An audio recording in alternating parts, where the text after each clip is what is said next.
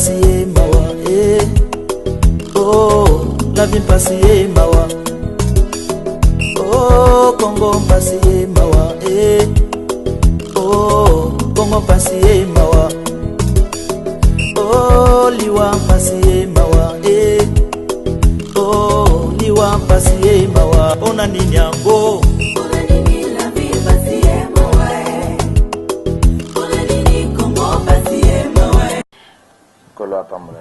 Amen. Na zaliko partager na biso moke si les chemins de la croix. Nzela ya Ekulus. Amen. Amen. Nzela ya Ekulus. Ezalaika na mokoloyo nde le messager de la grâce avandi saki bayekoli abandi kopartage na bango kokabola na bango lipa ya suka po akende komata na Ekulus. Ezalaki mokolo alelo. Le chemin de la croix. Oyo Christ azali koloba ke oyo alingi kolanda ye azwa Ekulusu na ye alanda ye. Azwa Ekulusu atia na mapeka asala nini alanda. Le chemin de la croix.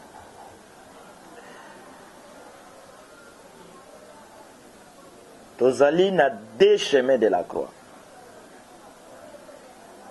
Le chemin de la croix n'est rien d'autre que la souffrance. O tozali ko parcourir na espace spirituel. Ba Christ ba koloba na vie chrétienne. Ok? Ba pasi tozali komona tozana nzambe tozana molimo mosantu mais tozali ko vivre ba pasi minyoko ba calvaire comme si nzambe azali pene na yo te.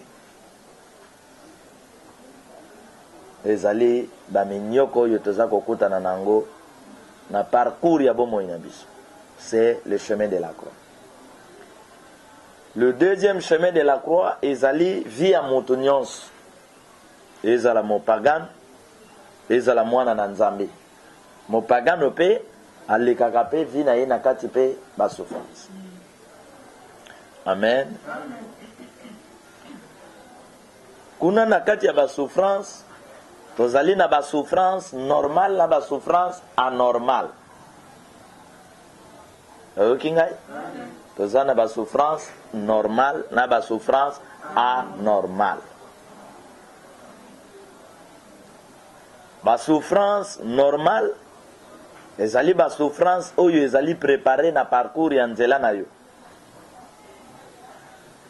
Par exemple, nzoto otamboli ba kilometre na ba kilometre makolo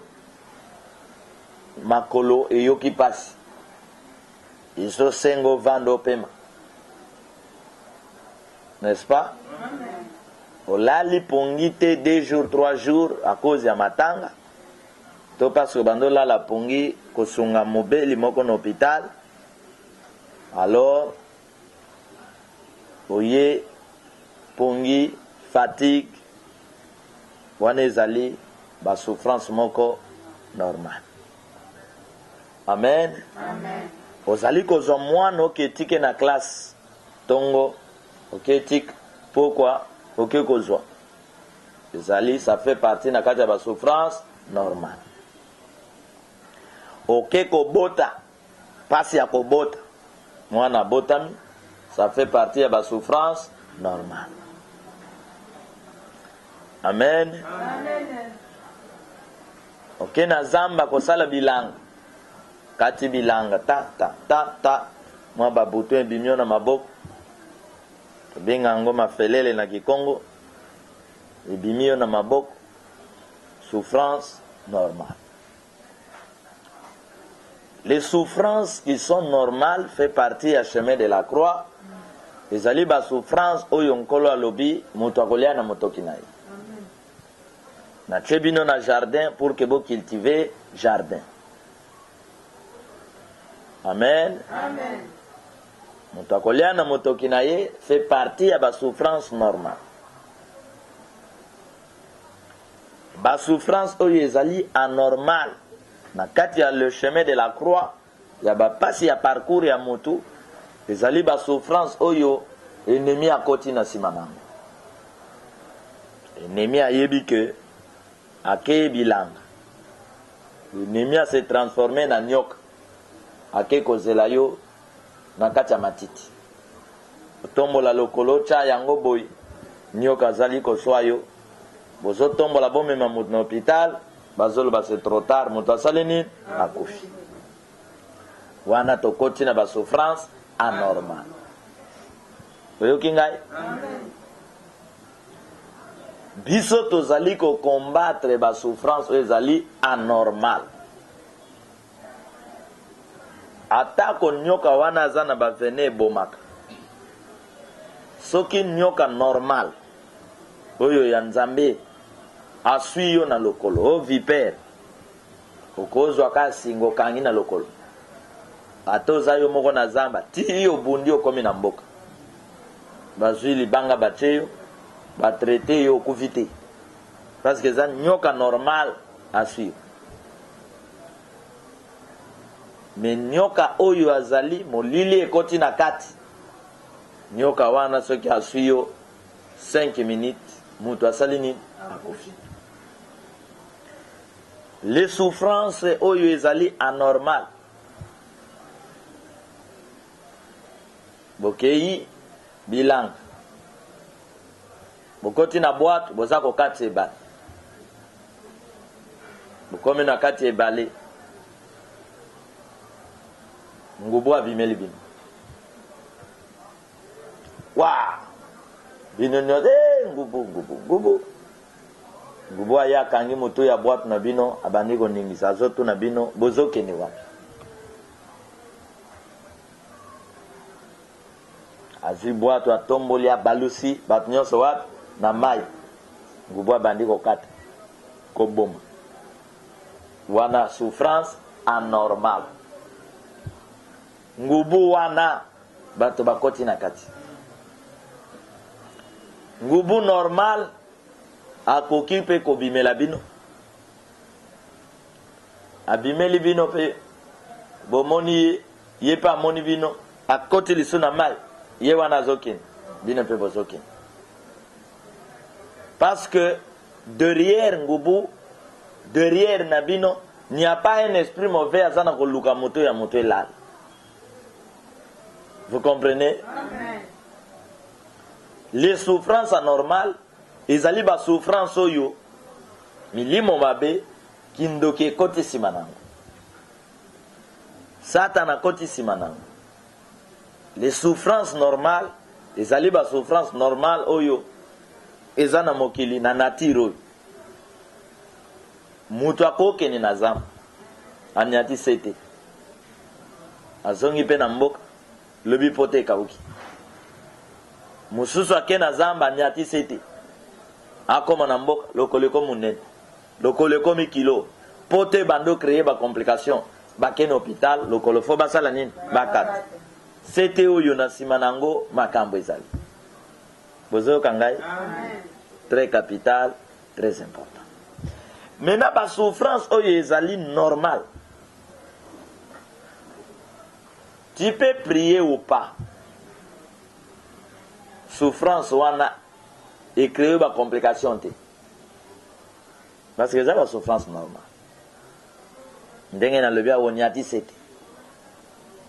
Ok? Telemi nanzela mutuke ye frère sili chauffeur tout dit pe yo quoi il peut battre ba le bien saleni akufi baya batombola yo boy attaque à passe attaque à douleur te ndenge penda mutuke tuti yo wana pona kati accident wana molili ekoti te. Mais soki molili ekoti na kati accident wana mutuke koya pe tuti yo te à 2 mètres 4 yo moko kuna pouf botombola boye na hôpital mutuka odebo. Mais mutuka pe simaki ete. Parce que derrière cet accident, il y a un esprit de mort au Yabanaï Kolanda. Amen. Amen. Vie ya mutu nzamba sala yango na mabele et tambola na betap. Et tambola na be école. École de vie sur la terre. Okoki ko zala pe nzala. Okoki ko même ba riche ba koyeb sayo ezana ba période ba faire na bango e marchaka te. Faillite salaka nini ndenge ba banda ikolia ba kolia bongo te. Ezali kat na mokili oyo. Amen. Amen. C'est pourquoi il faut yeba ba makambo. Natango zali en face d'un problème. Natango zali ko traverser le chemin de la croix. Et sengeli oyeba chemin de la croix on azali ko traverser za ya modèle nini. Mais ezala ya modèle ya malamu ezala ya modèle ya mabe yo zana devoir ya liboso ko bondela. Parce que ça peut arriver que modèle ya souffrance wana yo yebi yango te. Ozana idée nango te que souffrance au simanango ennemi à côté ou à côté. Nous monika souffrance se présente. Alors, vous allez obligé à kobonde. Ce que zaya mabete de l'autre côté, monsieur zaya mabe le kolo bonde là qui le sambo bonzambe côté le mela makambo ennemi a bongisaki kat na bomo. Amen. Amen. Le chemin de la croix. Ba pasi oyo toza ko vivre na sena moi ata ko zali mwana na nzambe ata ko zali ko sambela nzambe ata ko zali prophète ya nani ya nzambe ezana ba pasi okokuta nango parce que ondima na nzoto ko ya likolo ya mabele. Amen. Amen. Okomona na kati ya ba souffrance anormale les souffrances anormales ebisibine za ba souffrance oyo banguna bakota kana kati nango po basaloma. Okoki komona pe obimi ozali kotambola okutani na ba assassin oyo na Congo to benga kaming ba phénomène ba kuluna. Amen. Amen. Okutani na ba kuluna. Alors ezali ko sala ke bakuluna bayepe bantouré yo pesa biso mbongo naza nango te pesa biso téléphone naza nango te batiki pe yo alongwa kuna leka bokutani wana nsima na yango eza te na molimo mabe moko azoluka yo. Mais mosusu basi batravaye ye batie na nzela ya bassassin bazokutana bazwi ye telefone bazwi pe saki ya mbongo aza nango bazwi lisu mbeli basali nini babomi. Derrière ça il y a toujours un esprit maléfique. Ba souffrance oyo les esprits sataniques diaboliques ezana kati ce sont de telles souffrances et memakabiso na bakufa na ba hôpitaux na ba minyoko na ba boloko. Amen. Amen. Na kopesa bino un exemple. Il y a chemin de la croix d'une souffrance normale na kati na makomi. Paul akoti na maswa bazali kokende po bakende kote ya sango malamu. Mopepe salini eye bakwei na kati na mai. Paul a nagé, comme libanda. Alors, tabakon, nyoka salinin, asuye. Paul yewan. Nabomo. Amen. Amen. Mutako simba ye. Nabak sabino étape. Même na kati ya ba souffrance anormale. Oyo Mungu na koti. Satan kindoki. Pour détruire yo. Et loko ekobikisa yo. Ezali alliance osana ngona nani? Parce que ces souffrances anormales, bango babanga ka beauté ya mututé, grade ya mututé, babanga kaka présence ya moto ya nzambe zakati na yo. Ya esprit supérieur oya zakati na yo. Nde ba souffrance anormale ekobanga kaka esprit wana. Ba ko se préparer. Ba tiepe sete na nzela na yo. Yanyataka sete lokolo yo anato polisa yango. Onyati pe sete yango. Ozoki. Me yoka yondengo zonyata sete. Onyati sete ko Jésus. Yoki yondengo nyataka sete. Pasi na yo nyonso lela kango na kombo na Yesu. Na kombo ya Nzambe. Na kombo ya Molimo Mosana. Au nom de la parole. Dès qu'on a crié, Esprit Saint. Nzambe. Mystique ya Nzambe ezoya déjà ko intervenir pour que cette oyoniatio yeza milimo mabe nguya na ngwe sila okonyatango tipote ko kauka mission nyonso bakana ki moye simba les souffrances normales izalaka na ba complication ya gravité les souffrances anormales yango ememaka bato na bakufa na bopito na ba dépense kirikiri. Mais puissance ya makasi qui nous protège contre les souffrances normales et anormales. Ezali Nzambe oyo ya munene oyo biso tondimeli. Oyo Mose abenga ki éternel. Christ abengi mon père. Bana vengeance abengi tout saint puissant. Amen. Amen. Est-ce que vous comprenez ma camoine? Amen. Le chemin de la croix. Alors, nakati ya chemin de la croix, ozala nani na mokili oyo tolekaka na le chemin de la croix. Nzela ya minyoko ya bapasi me ozana Nzambe. Nde bozoyoka le chemin de la croix ezali nzela oyo Yesu Kristo a traversé. Mais avant yepe ba Moïse pe batamboli na kati ya le chemin de la croix. Il est en Égypte.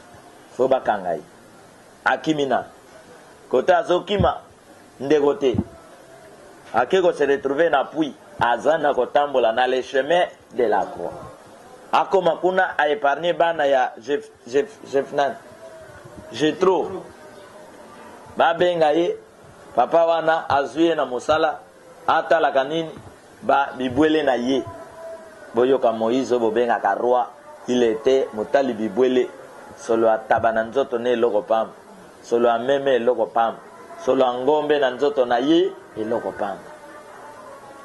Amen. Me botala oyo azalaki solo ameme bato nyonso lelo bakoma Moïse aosepela pesa mwana kombo ya nani ya Moïse. Me kasi boluka mpe bato batalaka bangombe awo bopesa bankombo ya bana na bino nani akopesa? Le chemin de la croix, le chemin ya souffrance. Amen. Amen. Et si tu souffres au nom de la grâce, au nom de la parole, au nom de l'Esprit de Dieu, cette souffrance sera changée na bozui. Amen. Amen. Tous ces problèmes et que ça la changer na ba solution. Amen. Parce que tu souffres par la volonté de Christ, de Dieu. Amen. Amen. Et na kati ya chemin de la croix, les souffrances que tu traverses okokutana sikoyo na bato ya ndenge na ndenge. Ba oyo bakoseka yo bakozala. Alobi aza mwana na Nzambe aliaka stotala. Comment yena nzambe azozanga na biloko ya kolia. Okokuta ngo na kati ya le chemin de la croix. Nyonso wana pona nini? Pour se décourager. Otika nzela ya nzambe. Nyonso wana. Pour tika nzela ya nani?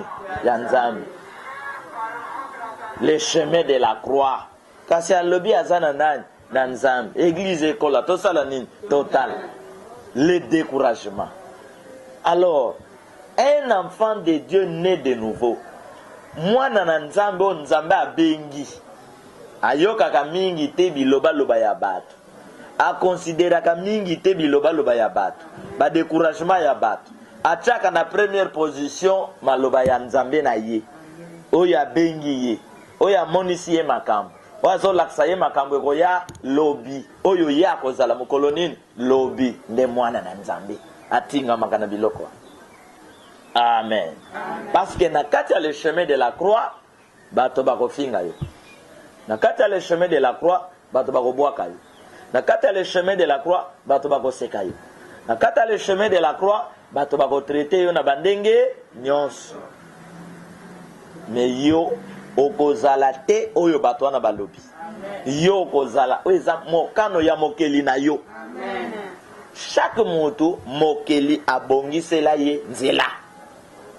Parcours ya vie. Chaque moto. Amen. Amen. Alors, Mose alobi te ke na parcours na ye, na minyoko na ye, ki ngai vraiment ngai goyo na komi mo koboy. Na komo tala ba meme ngai. Soki aboye kotala ba meme. Alingi akutana na nzambe na kotala ba meme ake kokuta na nani na nzambe ake kokuta na nzambe nde nzambe abandi sikoyo kosola na ye. Amen. Amen. Nzambe abandi kosala ni kosola na ye. Nzambe azali kosola na ye, Nzambe azali kobenga ye, Nzambe azali kopesa ye etinda mission ketala ya ngai peuple kuna bazali ya okangama wapi na bowumbu. Kende obengela banga, ozwela banga, obimisela ngai, bato na ngai o bakangami na kati ya bowumbu. Amen. Amen. Amen. Amen. Amen. Amen. Les souffrances esali que Mose sikoyo nkola liepsieni na moni kolela bapasi oyo Pharaon azali kopesa libota na ngai. Ba souffrance te. Les souffrances d'Israël étaient normales et anormales. Donc à défaut qu'on vivre deux souffrances, normales et anormales. C'est-à-dire les ténèbres qui se préparent contre toi, mais par les plans de Dieu. Hein? Les souffrances d'Israël étaient anormales et normales. Normal parce que Nzambe alakaki Abraham quel botano ba okende na boum na mbeba ya Abraham ba koke na boum. Ça devient normal pour Nzambe ayebi yango.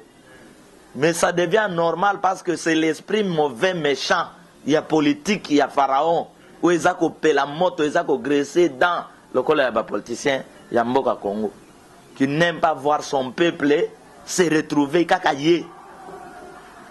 Alors, bah se préparer, bah nyokola libotawan. Mais awa souffrance ango et continue mato yana ngonge salini ngonga Congo pe salini loba ngonga Congo salini makasa Pharaon salini esili. Les esprits qui complotent contre toi bakoma kana ngonga moko makasi esilaka mutu asili saka bango makasi yote Nzambe yo ndimeni. Amen. E ba Yeshua kapa bazo sala bituma muto Nzambe asimbi. Nzambe asimbi yo me bango bazolo babenda maboko Nzambe po bazwa yo. Esika nguya na bango esala kani? Esila. Amen. Amen. Alors Nzambe amoni souffrance. Eleki kuna Nzambe na tour na ye azobenga mutu. consideraka moto kotambola te lokola bato ya mangomba oyo bakanisaka ke kobika na bango ekoya na miracle moko likolo ekopasuka. Nzambe abikisaka bato na kopona moto ya lingi.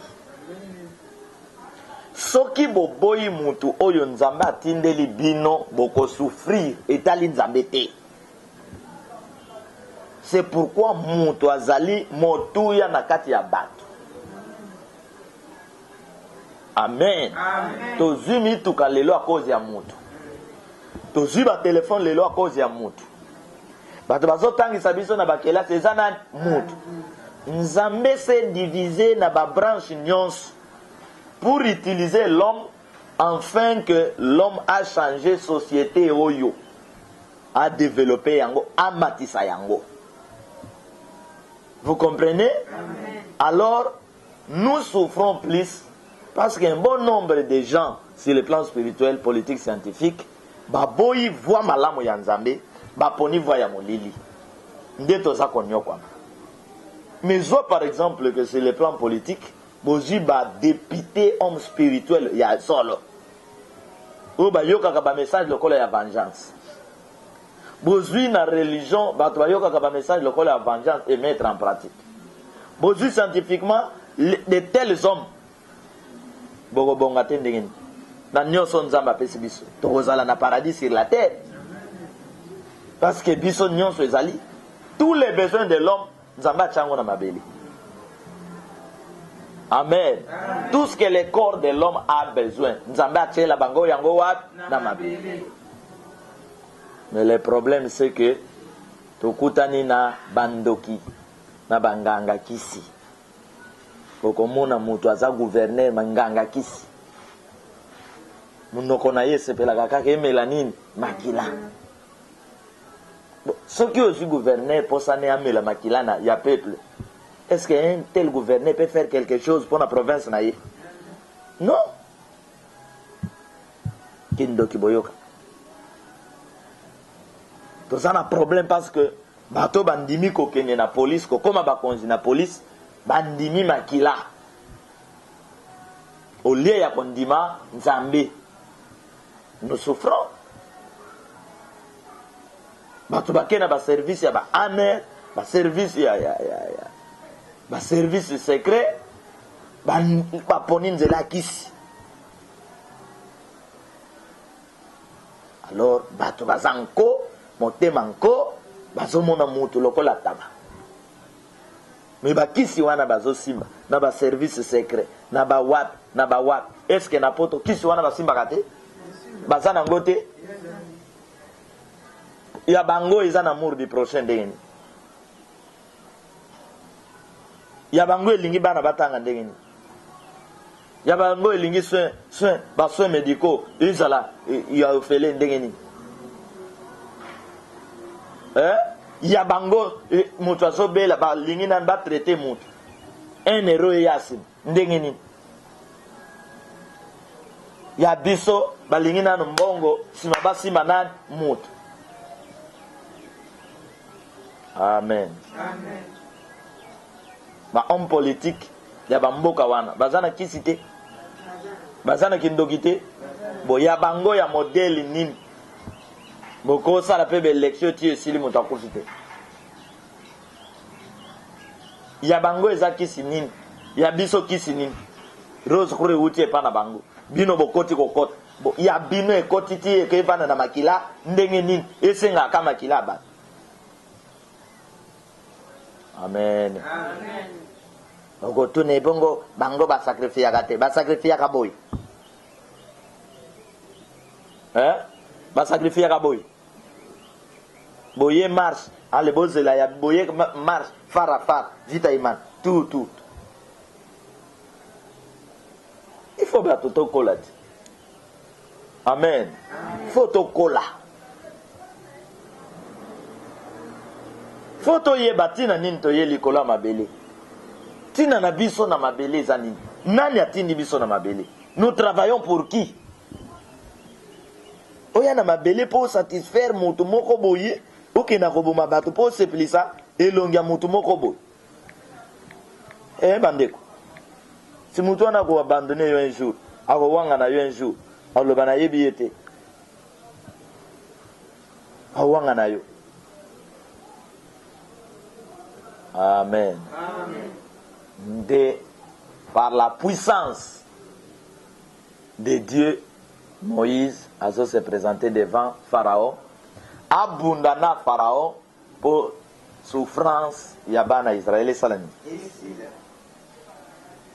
Les souffrances diaboliques,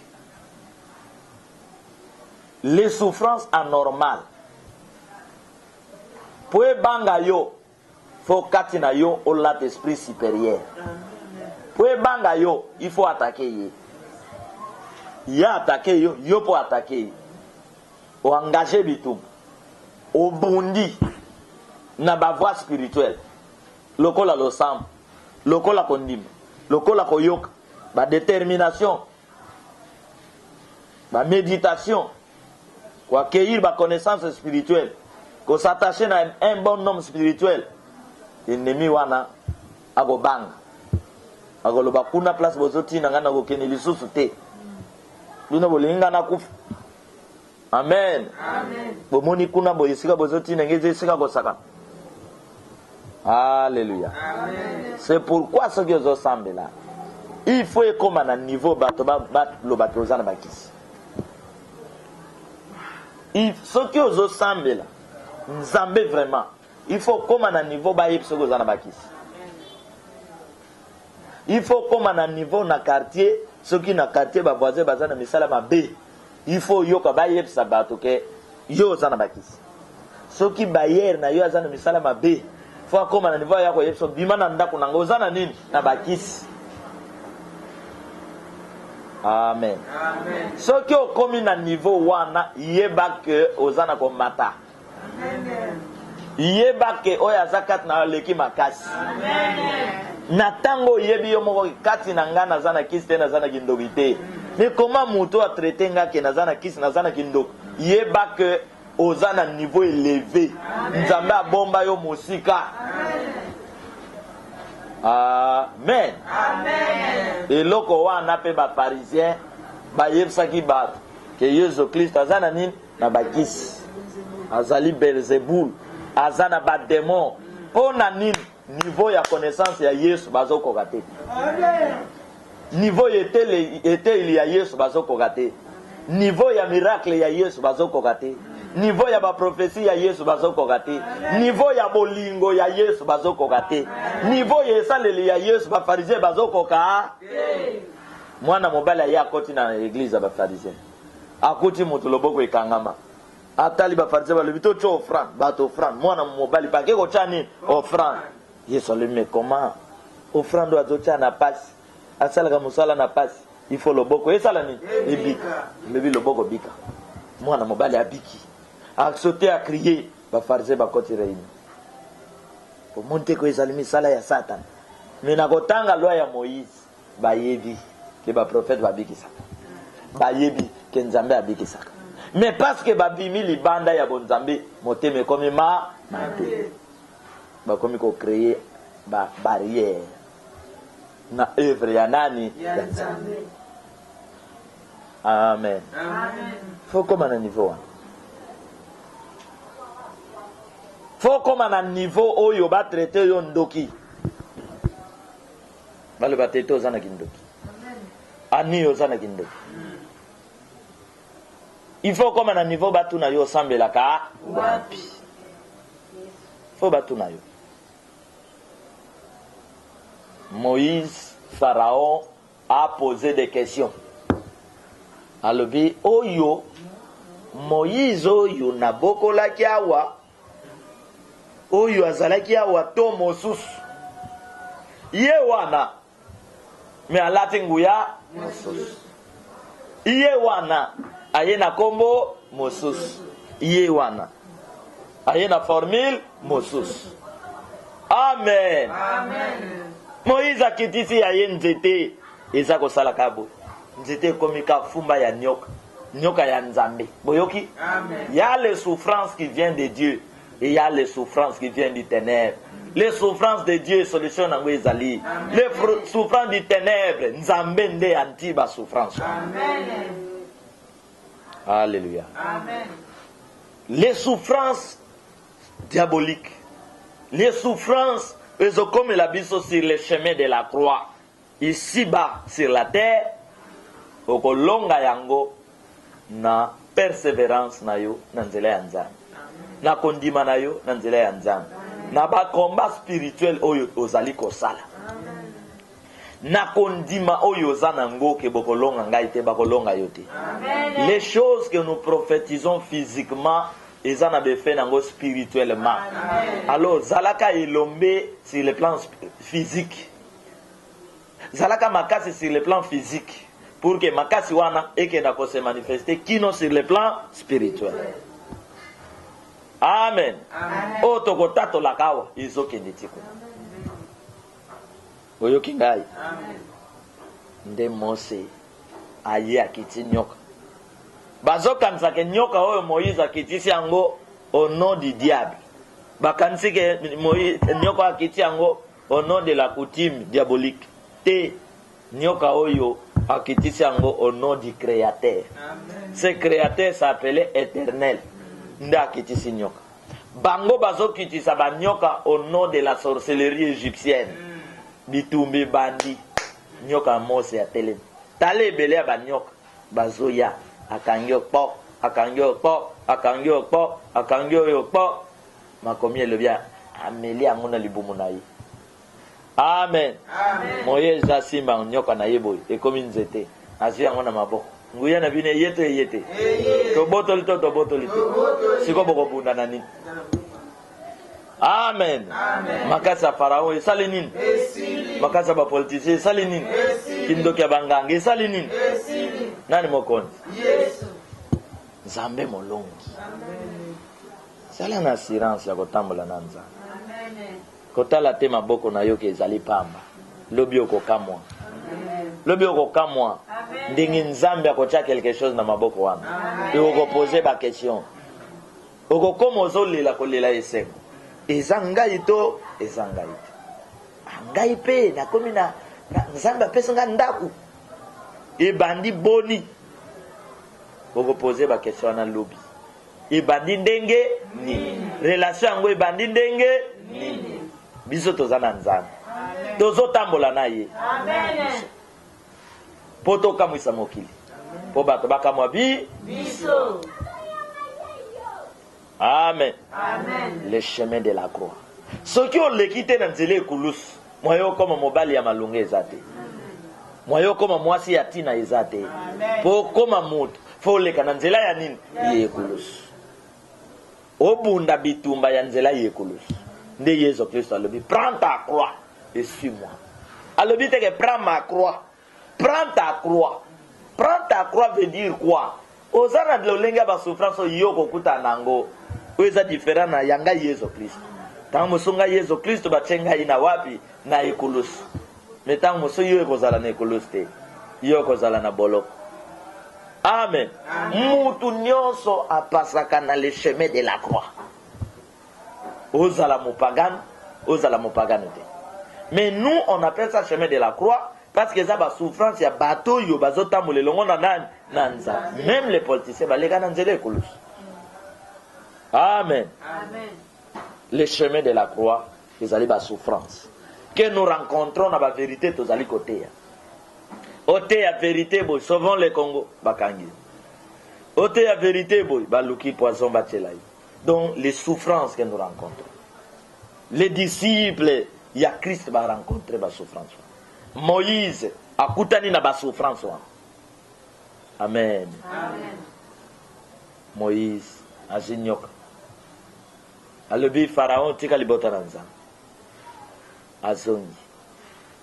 Aya alobi Pharaon alobi te. Nga Pharaon na kotika bangote. Malgré oziba nyoka na ngai. Mais liboto na kotika bangote po bazabe esclave na ngai. Boyoka molili les souffrances qui oyezali anormal. Moïse alobi okotika bango te azwi nzete abeti na putulu poussière esaute ekomi bangungi. Amen. Soki ta ya lelo bakobenga Moïse nani? Nani akondima alanda Moïse? Bato nyonso lelo na basi na mibali basote ya Mose.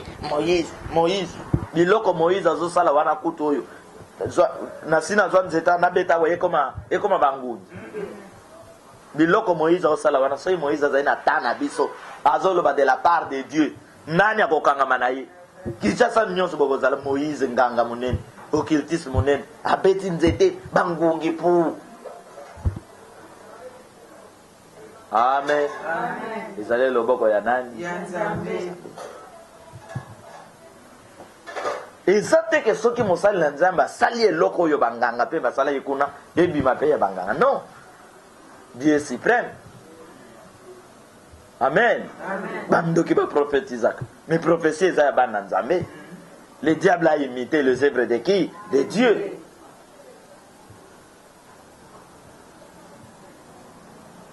Alors,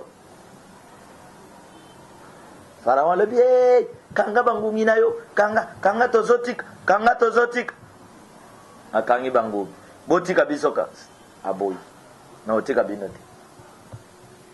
Banani bakosali la kabiso misala. Boyoka balien makamuna. Boka kindoki makamuna. Soki mutu aza na Nzambe te azosala politique kozala sima na ete aoboma yo po aza na Nzambe te. Soki mutu akoti na politique na Nzambe te kokangama na ete kopesa ye voix na yo te akoboma yo na butu ntango bakokota réunion ya bandoki ya bopoza na pouvoir balobi bo faut sacrifier makila bato po to se maintenir oyo pe yo kangami na ye po aza na Nzambe te akondima e akocha liste na yo na kati ya bato bazolo baboma po ya tika oyo kinga. Soki mutu aza na Nzambe te na politika ya yepsi bino nazo sala na ngaka 5 ans dans 5 ans nazotika koyoka te po munoko na bango eza na nini na lokuta. Lokuta banezo uta wapi na molimo mabe satana balobaka makambo bakokisaka te. Mulobi vérité mukokisi vérité eza Nzambe na muto yo aze longo na Nzambe. Amen. Kotika nzela Nzambe te po bapasi eleki. Nous traversons les océans, nous montons les montagnes. Itozo kita na kati ya mabulu nyonso na kati ya nzela yekolusu potokoma bato. Amen. Potokoma banani bato oyoka ke elengi ya poto me po longo ke ne poto d'exercice ni ba dossier ba interview kotisa pesa autant ta mosope mbongo ko pesa wana o kende te mbongo ne kepa awa na école moko ezalaka na Gombe awa o bazwaka bana baketanga na France na Canada baliaka bato bambongo bo moyibi boko yabo yo $80 inscription lokuta miyibi okenete. Imaginez-vous combien de bateaux bakoya pour na bamboka souffrance soko ba yebi kake kuna bazoke de poto combien de bateaux 500 personnes baye bino sir boza sir France akondi mazo 500 personnes amema bango na France si bazoli ya bino mbongo boye inscription 80 fois 500 na suka ayebisio oye babimisi raison diabolique ya ba voler. Amen. Makambo ya mutu azana Nzambe te kochaka ngona motema na yote a 100%. Loki kochaka ngote. Si tu bata politique. Ta politique ba ko rouler bata bazana Nzambe te. Mutu azana Nzambe amona kambala moko. Amona ka lokuta ya mutu muyibi ya mutu kindoki ya mutu mbala moko. Mboka ba Kristo bazolo ba mboka ba Kristo mais ba politicien ba rouler ba. Député ya koso na 2006, a koso le na 2011. Azo kosa yo muto sambe la kosa d'esprit de Dieu na ba parole diabolique. satanique. Hein? Non. Amen. Amen. Ce qui bana nzambe va décider que mboke est bon dans 2 jours. Mboke est bon. Ce qui te décidé. Mais tout ça n'a pas Christ moko soki ba uta wapi molimo ko banga ku. Motema mabe ku kotonga ku baza ba corruptible. On n'a pas pasteur na mission na Bible a télémé à latimbwel. Corrompu. Aza corrompu. Moussal Nanzame n'a parti pris. Il est parti pris, parti na parti du pouvoir. Aza la kota pouvoir pour banga ba okangai. Moussal Nanzame a parti à pouvoir. Moussal Nanzame a la mobiksi ya mboka. Et vous ça parti à pouvoir, mukol pouvoir et bébé. Et comment bon mabat? C'est quoi yo côté bango nini? Po yo za la pour bango. Moussal Nanzame a pour te que pour opposant pour pouvoir. Non. Il reste serviteur de Dieu. Azako sunga mboka na ye na ba conseil. Azako pousser ba konzinaye vers le bien. Azo décourager le mal. Bon côté. Et bon de n'yo pas pasteur osa pour pouvoir. Contre peuple. Un pasteur, un révérend. Pouvoir na yo ezako boma peuple na yo ba pate. Yo sikoyo conseil ni no ko pesa kuna. Côté ya bato nini? Amen. Amen. Un magistrat. L'église, ok, ça la nini. Vous allez hostie pour la nini. Pourtant, vous avez l'avocat à l'ICAM. Vous avez la bateau en bon. Vous avez la bateau à ministre. Vous avez la bateau à la présidence. C'est quoi une église, ok, comme ça là. Vous vendez, vous avez l'église à sataniste, vous avez la baye, vous satana, vous avez la wapi, awa. Et si, comment être des hypocrites? Pour la nini ko sala ba hypocrite. Pour la nini ko simba bakisi. O matanango na cher. O comme occultiste. Occultiste, sango occultiste. Sango occultiste. Baki bangis, ba comment l'occultisme.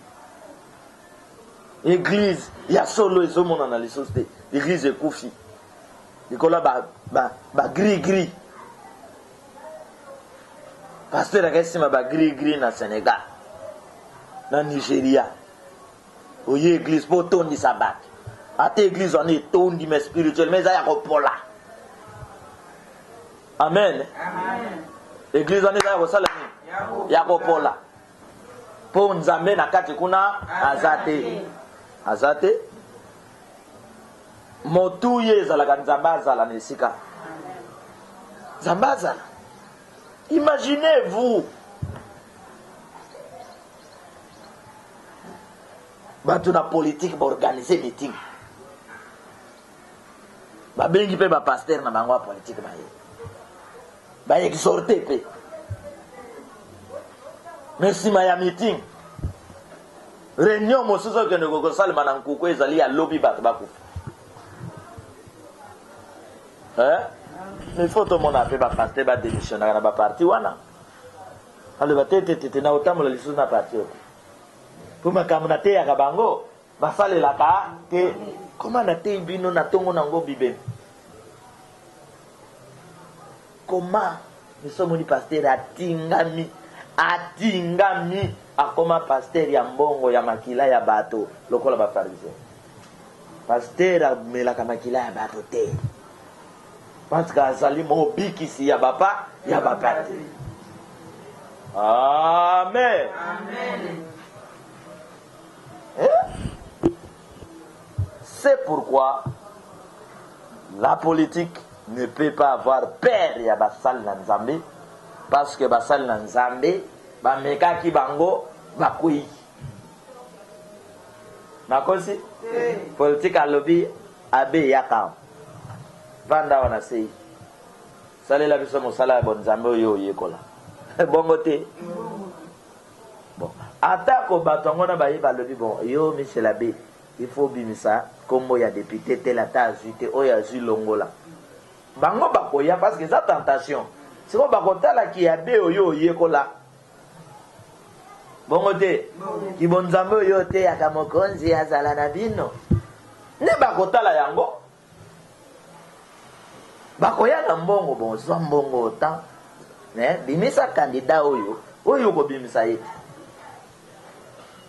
abe yo ndimi yango bato ya politique wana bakozali sous la confiance ya basango ya babe ce sont des gens qui cherchent de l'argent. Après abe au proclamer moto abimaki te bitumbeye bato bakufi eza na moto ya nani ya yo politicien ko banga lisusu église te libisango ye moko toza kosala na ye mafia bibembo nyonso eza na moto na ye siko biso tokobanga nini boyoka makambo ebomi mboka ndeko. Les souffrances diaboliques sataniques provoquées par les instruments du diable qui rongent les pays. Balobi bon abeto longi tokita sikoyo na mission na ba méthodiste bango pe baloba ke balongo église catholique po babanga kanani nzambe balobi ale pa pasteur yaka vanda pasteur aya vanda baye na corruption pa pasteur andimi baye proclamer oyo pa pasteur andimi soya yo musolo yango andimi ditumba tout bato ko fa wo na moto ya nai na pa pasteur bata politique balobi pa pasteur mission longwa ko banga nzambe lo bake okima catholique okima ki pam toziyo te mais soki bato politique baye bakutani na okule bwindi libanga oyo ekemba evanda kanase na mai esiporta potopoto batutani mutu ngba bazongi bakoloba awa nzambe azali amen olie tosala ni bakose soumettre eza bongo te bakosala ni se soumettre. Michée a dit, je dirai ce que l'Éternel me dira. Roi kokene bitumbato kokufa. Roi kokene bitumbato kokufa. Zwa mbongo, roi bomba mbongo na ye. Okene bitumbato kosala ni? Akufa ito akufa ito. Amen. Pourquoi mokili balingaka bakosaba?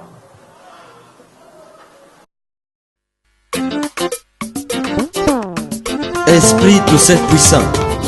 Everybody listen to me. Créateur de toutes choses et de tout esprit. À toi les gloires et les honneurs, les louanges et les adorations, les puissances et les forces. Oh, lumbe lumbe. Oh, ezali prophétie. Il y a tant de vengeance. Tosa mongongo na nzambe mokili. Tosa mongongo na nzambe. Boyoka message. Il y a tant de la fin. Peya débit à temps. Pona bato mabe tika kokoma baninga pe bato malamu tika lolendo ya pamba tika lolendo oyo nde moto tika kipomba ya pamba oyo nde mai tika kipomba ya pamba oyo nde mopepe kusuka esangani basila kosuka ekomi molunge yango tobengi lumbe lumbe mwete mwete. Réchauffement climatique au Congo.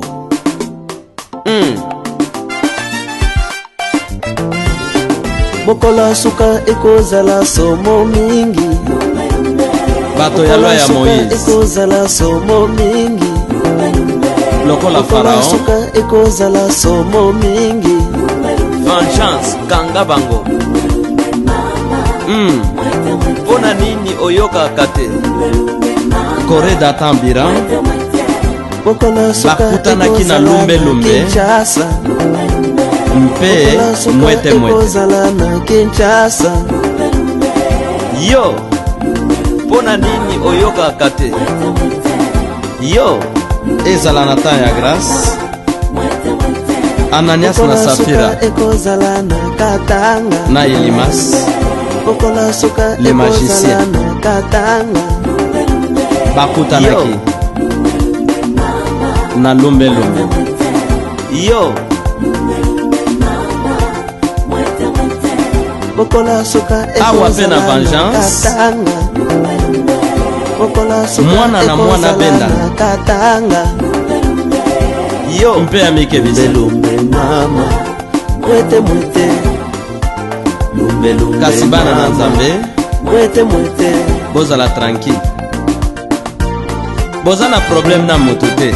Pokola suka ekozala na Afrika, Pokola suka ekozala na Europa, Pokola suka ekozala na Amerika. Lokola oboyaki conseil yo bunda sikoyo mama mwete mwete bunda na moto lumbe lumbe mama mwete mwete na mai yo lumbe lumbe mama mwete mwete mpe na mopepe kangaba lumbe lumbe mama mwete mwete. bien aimé, fongola motema na yo, changer position. Pokola suka ekozala na bandoki, Pokola suka ekozala na barishe, Pokola suka makambo ye mabe politique mokili chauffe yo lumbe lumbe mama mwete mwete lumbe lumbe mama merci mwete éternel, mwete yo lumbe lumbe mama mwete mwete merci mon père, sereba lumbe lumbe mama mwete mwete merci esprit tout cette puissant. lumbe mama mwete mwete Mutu na mutu na libaya ya jugement omoni esika tokomi. Pokola suka ekozala na lifelo, Pokola suka ekozala na lifelo, Pokola suka ekozala na lifelo. yo yo Pokola suka ekozala na église, Pokola suka ekozala na église, Armée à Pokola justice suka ekozala na église. esi ekiti yo à mettre fin na makambo teya nyonso. bango tuna bango venger bango juger bango Les jours vengeance kanga de bango l'éternel, vengeance kanga les bango jours de mon père. Aujourd'hui, tuna bango c'est le jour de vengeance. Oko échappé ndenge nini ndeko na ngai. Tolobaki banda kala, oboya ekoyokela biso, tala sikoyo. Mokolo ezali ekozala somo mingi, Mokolo ezali ekozala na Kinshasa, Mokolo ezali ekozala na Katanga, Okokimela Mokolo wapi? ezali ekozala Na est, ouest, to nord, Mokolo ezali to na sud. ekozala na Kasai. en Afrique baby. yo